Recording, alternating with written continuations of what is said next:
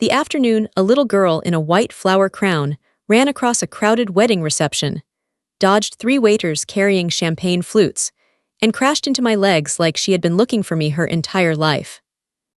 She wrapped both arms around my knees, pressed her face against my dress, and said one word so clearly that the string quartet stopped feeling like background noise.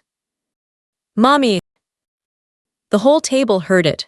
My cousin Becca heard it from the head table, her veil still pinned crooked from the ceremony. The aunt who had spent 3 years asking me when I was finally going to settle down heard it, and Marcus heard it. Marcus, my ex-boyfriend of 4 years, who had stood across the room not 20 minutes earlier and told his new girlfriend, loud enough for me to catch every word over the clink of dessert spoons, that leaving me had been the best decision he had ever made in his life. He stood there now, champagne glass frozen halfway to his mouth, staring at a child I had never seen before clinging to me like I was the only solid thing in the world. I looked down at her. She was 4, maybe 5. Dark curls, grass-stained shoes, a silk flower girl sash that had come untied and trailed behind her like a small forgotten flag. Her face was tipped up toward mine with the kind of absolute certainty that children carry before the world teaches them doubt. She did not look confused, she looked relieved. And I had no idea who she was. Before I tell you what happened next, what I said, what Marcus did, and what the truth turned out to be, let me ask you something. What time is it where you are right now? Where are you watching from, and what's the weather like outside your window?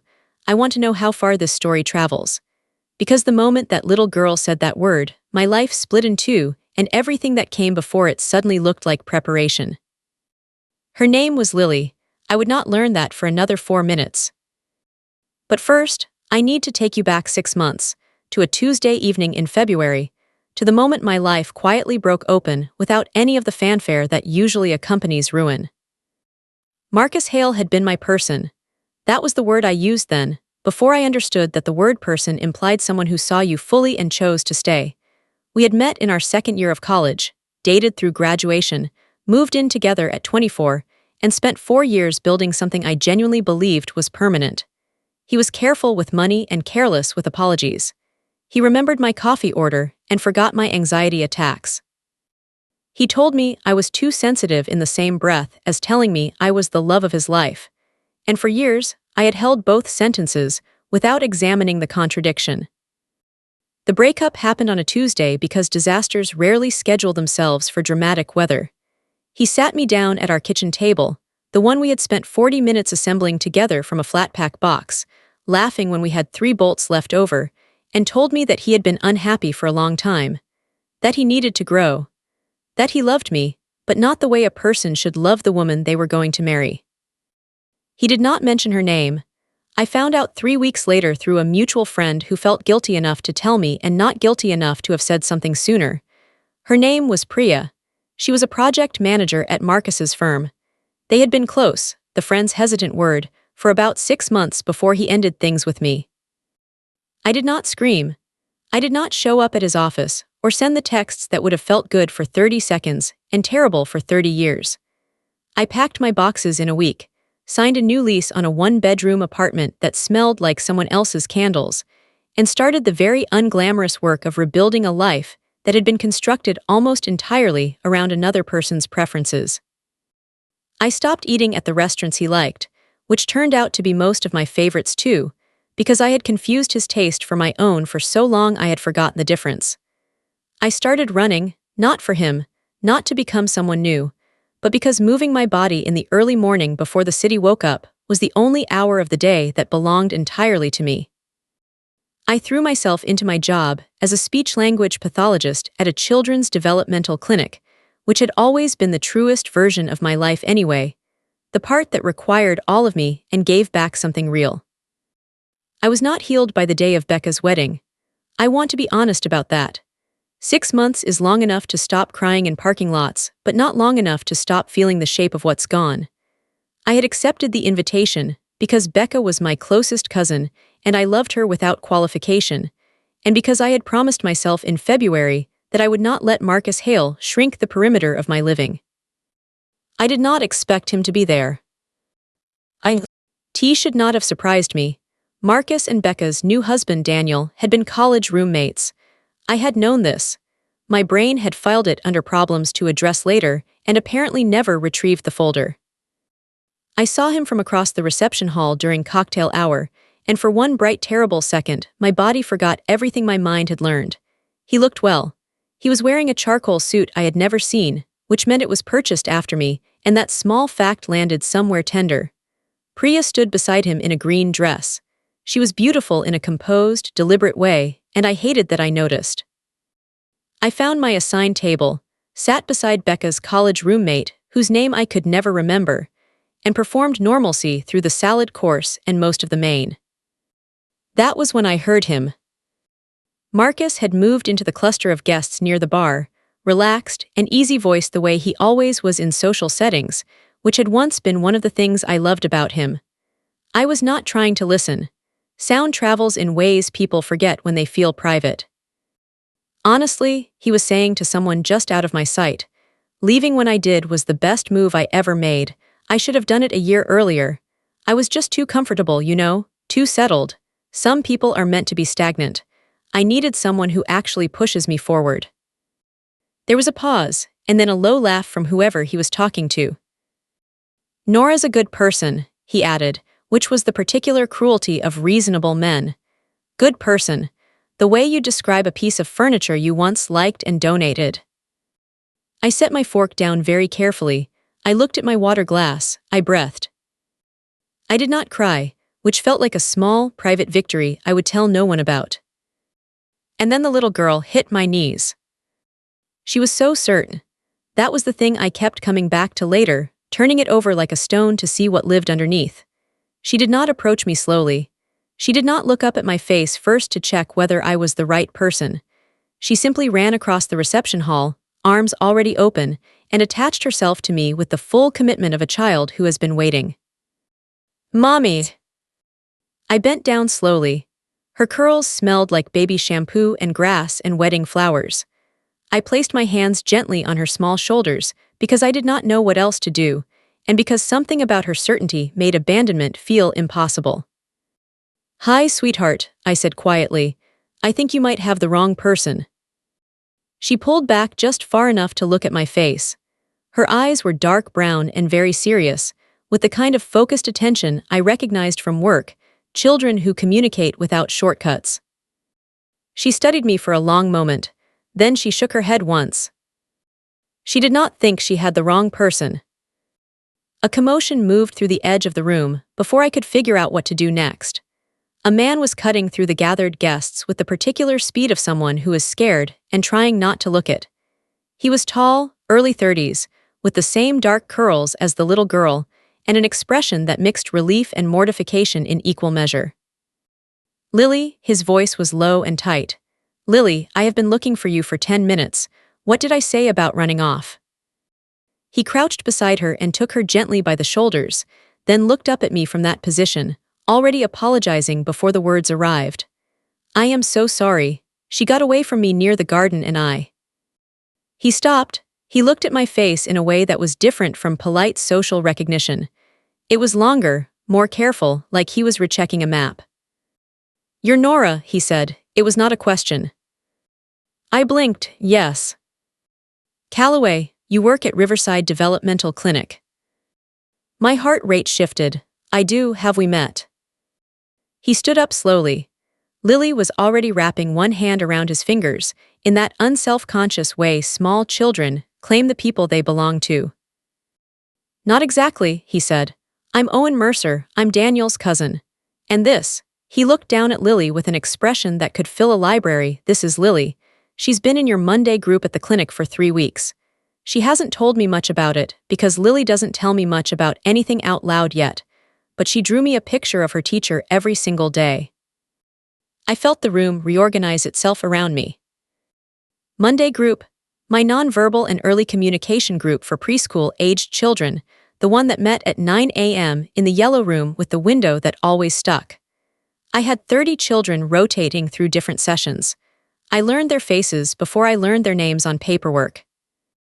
I had been so fixed on surviving cocktail hour that I had not connected the dark curls, and the serious eyes to the little girl who always chose the blue communication tiles, and tapped on my wrist when she wanted more time at the sensory tab. Lily. She was looking up at me now with complete vindication, as if the universe had just confirmed what she already knew. She calls you Mommy, I asked, keeping my voice soft so only Owen could hear it. His expression moved through several things quickly. Her mother passed away when Lily was 2, he said. 14 months ago I became her guardian. I'm her father's younger brother. Her father is, he stopped. He's not able to care for her. It's complicated. What's not complicated is that Lily started pointing at the door every Monday morning 6 weeks ago when we drove anywhere else. Then 3 weeks ago, when I finally had the insurance sorted, I enrolled her in your group. He looked at his niece, and apparently she has made a decision about you. She's never called me that at the clinic, I said. She's never said it out loud before anywhere, Owen said quietly. That was her first time using that word. The string quartet had started a new song. Waiters moved. The wedding reception continued around us the way life does when it is indifferent to the private earthquakes happening in its midst. And I stood in the middle of Becca's beautiful day looking at a little girl who had run across a crowded room and called me something I had been told, quietly and indirectly, that I might never be. Marcus and I had talked about children exactly twice. Both conversations had stayed surface level, comfortable, without edges. He had said things like eventually and of course, and not yet in ways that felt like agreement and turned out to be deflection. After the breakup, a friend had told me gently, carefully, the way people deliver information they know will bruise, that Priya had been clear with Marcus from the beginning that she did not want children, and that he had been clear right back. I had cried about it once, in the bath, where the evidence disappears. Now I knelt so that I was level with Lily's face, which is what I always did at the clinic when I wanted to talk to her properly. Hi Lily, I said, the way I said it on Monday mornings. I didn't know you were going to be here today. She reached out and touched the silver clip in my hair, because Lily communicated curiosity through touch before she communicated it any other way. I held still. Then she tapped my wrist twice, our signal at the clinic for I want to stay here.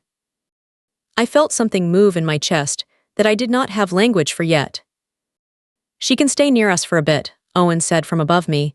If that's okay with you, she clearly feels safe with you. I stood back up, of course. And that was how I spent the next hour of my cousin's wedding reception, seated at a table near the garden doors, with a 5-year-old on my left, who communicated entirely through touch, pointing, and the small tablet Owen produced from his jacket pocket, and a man on my right who apologized for his niece's behavior exactly once, and then seemed to decide she was right about me and stopped apologizing. Owen Mercer was not what I would have invented if someone had asked me to describe comfort.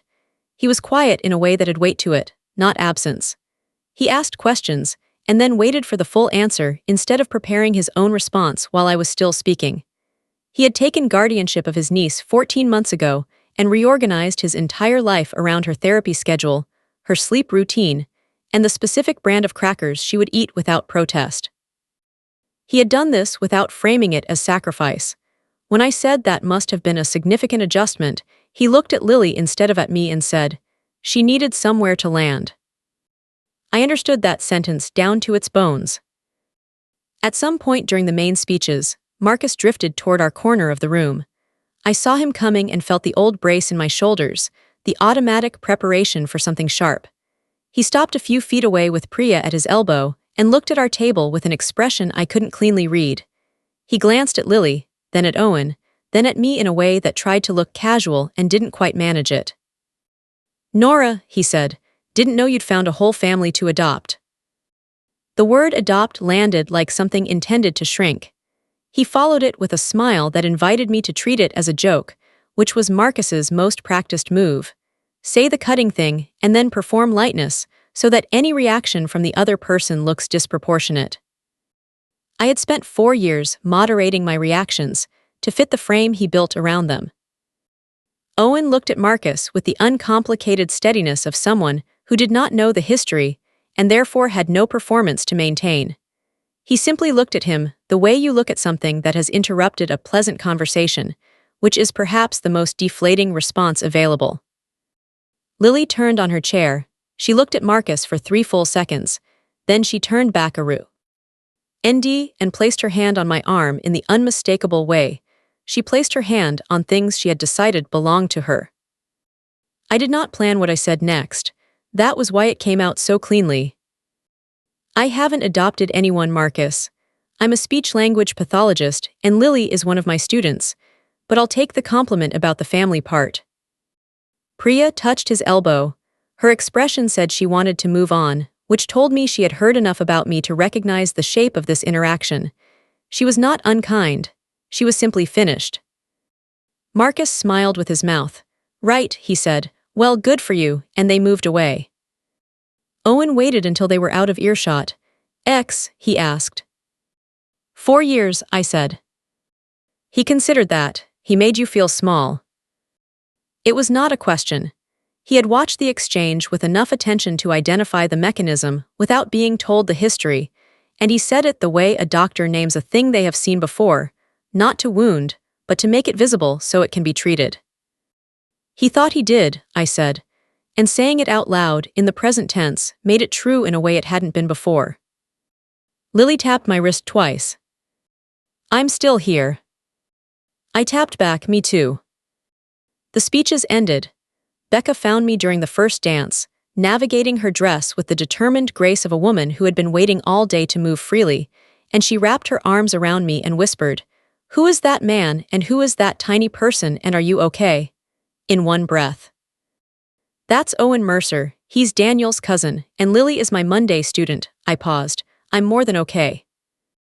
Becca pulled back and looked at my face in the way only people who have known you since childhood can look at a face, reading the things beneath the surface version. She glanced over her shoulder at Owen, who was showing Lily something on the tablet, their 2 dark heads bent together. Nora, she said slowly. I know, I said. No, I mean it. I've been watching that table for an hour and that child has not looked at anyone in this room except you. Like you are a fixed point and everything else is just movement. I pressed my hand briefly over her hand. Go dance with your husband. She went, but she looked back once, and her face held the particular warmth of someone watching a friend walk toward something good without yet knowing it. The evening stretched and deepened. The lights came down and the dancing started in earnest, and Lily fell asleep against my side with the sudden totality of small children who run out of energy like a lamp losing power. I did not move. Owen watched his niece sleep, and then looked at me with an expression that was careful and honest in equal measure. I want to say something, he said, and I want to be clear that you are absolutely permitted to tell me it's too much. Okay, I said. Lily is a child who communicates in layers, he said. She always has been, even before she lost her voice for a while. She doesn't give her trust incrementally. She either grants it or she doesn't, based on something I have never been able to fully explain. Her therapist calls it a sophisticated threat assessment system, and I call it being extremely smart in a way most adults never catch up to. He looked at her sleeping face. She has never called anyone mommy. Not once. Not her own mother in the last months she would have had memories of her, not a single caregiver in 14 months. He stopped. I just think you should know what that means, not as pressure, as information.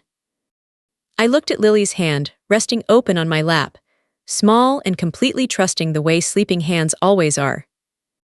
She started drawing the pictures of me 6 weeks ago, I said, before she'd been in my group a single session. Owen nodded. I know, she would stand at the classroom window looking at the building. He paused. I should tell you I had looked up the clinic staff bios. I told myself I was being a responsible guardian checking who she'd be working with.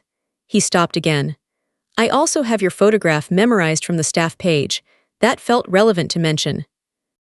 The candles on the table had burned lower. Somewhere across the room, Marcus was laughing at something with the loose, unguarded volume of a man who is certain of his position in a room. It reached me like sound from a different country. I think, I said slowly, that I would like to have coffee with you. Not a Monday because I work, any other day.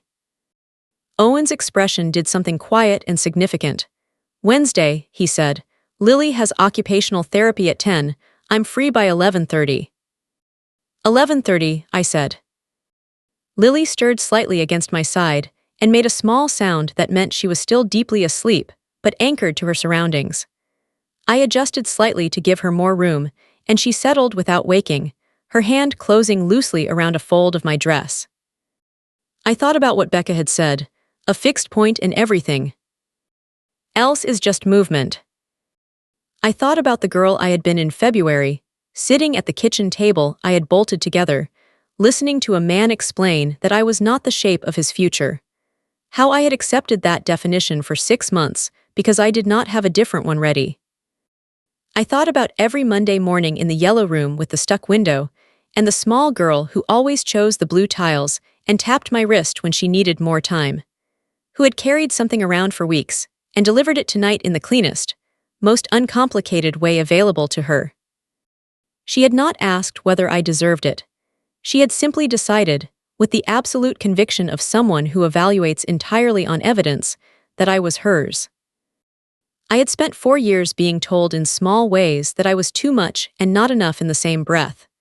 By a man who needed me smaller to feel larger, and who had stood across a wedding reception and confirmed what I had quietly feared, that his leaving had been about his comfort and never about my worth. A child who had lost her mother and her voice, and her first safe home, had crossed a crowded room and found me by instinct. That is not a small thing, I know it isn't. I did not become Lily's mother that night. I want to be honest about what happened and what didn't, because the truth is more interesting than the version with clean edges. What happened that night was a beginning, the kind that doesn't announce itself as a beginning until you are further along the road and can look back and see the marker.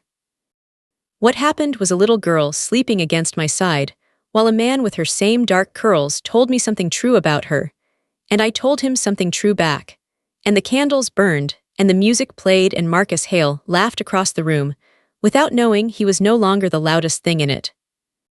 The weeks that followed were slow and deliberate in the way Owen did most things. He brought Lily to Monday group, and sometimes lingered by the window for a minute before leaving, not hovering, just pausing, in the way people pause at thresholds they have decided to walk through carefully. We had coffee on Wednesday, and he told me about his work as a structural engineer, and his opinion that buildings, like people, needed to be designed for the stresses they would actually face, rather than the ones that seemed most likely in good weather. I told him about the specific satisfaction of watching a child find a new way to be heard, and how the yellow room with the stuck window was the place I was most entirely myself. Lily came to her Monday sessions and tapped my wrist and chose the blue tiles, and one afternoon, without preamble, typed 3 words on her communication tablet and turned it toward me. "Teacher is safe." I read it twice. I printed it and kept it in my desk drawer. 2 months after Becca's wedding, Owen asked if I would be willing to be listed as a trusted adult in Lily's care documents, which was a legal step with weight to it, not a casual gesture. He explained what it meant: emergency contacts, medical decisions if he was unreachable, the practical language of real responsibility. He said I could take time to think about it. I did not need time. 3 months after that, on an ordinary Sunday afternoon in October, Lily sat across from me at Owen's kitchen table working on a puzzle with extreme concentration while Owen made soup on the stove, and she looked up without warning and said, clearly and without hesitation, "Can I call you Mommy at home too?" Owen turned from the stove. Neither of us spoke for a full moment. "Yes," I said when I had recovered the word, "if that's what feels right for you." She nodded, satisfied, and returned to her puzzle. Owen looked at me across the kitchen, with an expression I understood better than any sentence. I thought about Marcus's voice carrying over the wedding reception.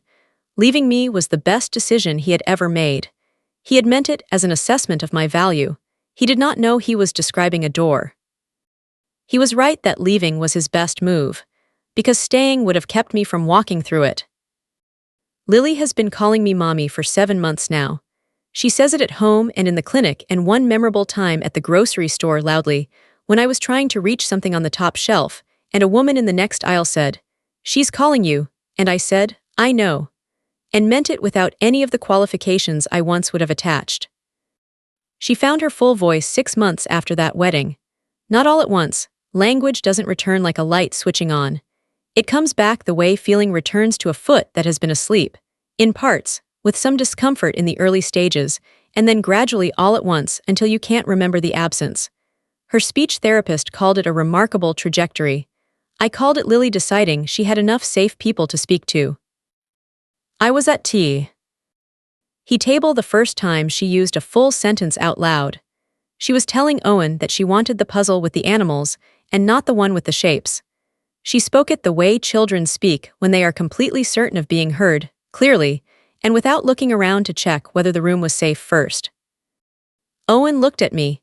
His eyes were bright in the way they got when something moved him too much for his face to manage. I was not her mother in the biological sense. I was not her mother in the legal sense yet, though Owen and I had begun conversations about what the future might hold and what Lily's needs required and what we were both willing to be for her deliberately and fully. But I was her mother in the sense that she had chosen me first, before I had even chosen myself back, and I had said yes with my whole self when she asked. My cousin Becca called me on a Thursday evening when Lily was at occupational therapy, and I was sitting in Owen's kitchen drinking tea and reading. Marcus and Priya broke up, she said without preamble. I thought about how that would have landed 6 months earlier. The complicated grief of hearing someone who broke you was now broken too. I hope they're okay, I said, and meant it plainly without the performance of meaning it. Becca was quiet for a moment. You sound different. I'm in Owen's kitchen, I said. That's not just what it is, she said. She was right. I was different because Lily had crossed a room in a white flower crown with grass-stained shoes and decided, with better judgment than most adults I had ever met, that I was worth running toward. And being chosen, truly, simply, without conditions or performance requirements, had turned something back on inside me that I hadn't known was still waiting to be reached. Some mornings now, Lily comes into the kitchen before Owen is up and climbs onto the chair beside me and leans her head against my arm while I drink my coffee, and we stay like that in the quiet for a while. She does not explain herself. I do not narrate it. We are simply two people who found each other across a crowded room and recognized something that had no clean word for it yet, but didn't need one. On those mornings, the apartment is very still, and the stillness does not feel like something missing. It feels exactly like what it is. Safe. So let me ask you honestly before this ends. Have you ever had someone choose you so completely, so without explanation, that it healed something in you that argument and apology never could? And if someone crossed a room to reach you tonight, a child, a stranger, anyone, would you let yourself be found? Because I almost didn't. And that is the part that stays with me. How close I came to excusing myself from Becca's wedding. How many times I almost moved from the table when I heard Marcus's voice. How I might have politely untangled Lily's arms and pointed her gently toward the right person. I am grateful every day that I held still long enough to understand that she already had.